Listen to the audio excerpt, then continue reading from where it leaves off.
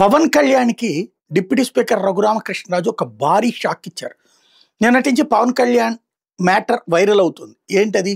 అకస్మాత్తుగా ఓ పక్కన లక్ష్మీనాయుడు ఉదంతం గురించిన కాపు సంఘాలు ఉద్యమాలు చేస్తున్నటువంటి సందర్భంలో ఇష్యూ మొత్తం వేరే వైపుకి డైవర్ట్ అయింది. అదేంటంటే పేకాట దగ్గరన అది కూడా ఒక డీఎస్పీ స్వయంగా ప్రోత్సహిస్తున్నారు జయసూర్య అన్నటువంటిది.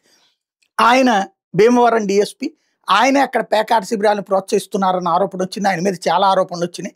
ఈ ఆరోపణలకు సంబంధించి మీ నివేదిక ఏంటో ఇవ్వండి అంటూ అక్కడ ఉన్నటువంటి ఎస్పీ హష్మీకి స్వయంగా పవన్ కళ్యాణ్ ఆదేశించడం.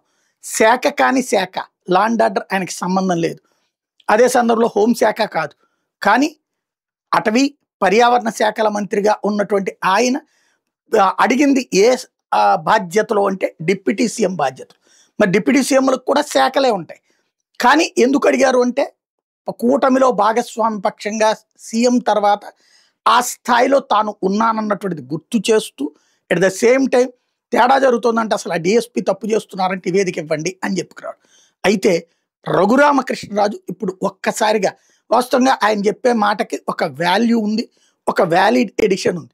వైసీపీ వాళ్ళకి నచ్చదో నచ్చకపోవచ్చు. అప్పుడు కూడా జగన్ని దుర్భాషలాడినటువంటి భాషపరమైనటువంటి లోపం ఉంది, కానీ అతను రైట్ చేసిన పాయింట్స్ కరెక్ట్. అందుకనినే తనని పబ్లిక్ అంత భారీ మెజారిటీతో ఉండిలో గెలిపించడం, డిప్యూటీ స్పీకర్ అవ్వడం కూడా. ఇప్పుడు కూడా అతనికి జగన్ మీద కోపం ఉండొచ్చును, కానీ బట్ రఘురామకృష్ణరాజు మాట్లాడేటటువంటి మాట కొంత జెన్యూనిటీ ఉంటుందన్నటువంటిదే జనం నమ్మేటటువంటి. ఆయన ఇప్పుడు పవన్ కళ్యాణ్కి ఒక షాక్ ఇచ్చారు.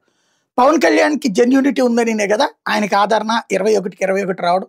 అట్లాగే రఘురామకృష్ణరాజు కూడా జెన్యూనిటీ ఉన్నట్టు. ఈయన ఆయనకి ఒక కౌంటర్ వేశారు అని కాదు, ఒద్దికగా మాట్లాడుతూనే ఘాటుగానే చెప్పుకొచ్చారు. ఏంటంటే జయసూర్య నిజాయితీ గల అధికారి, అతను అవినీతి అన్నటువంటిది చేసే వ్యక్తి కాదు అని తేల్చి చెప్తా జయసూర్యకి సర్టిఫికెట్ ఇచ్చారు.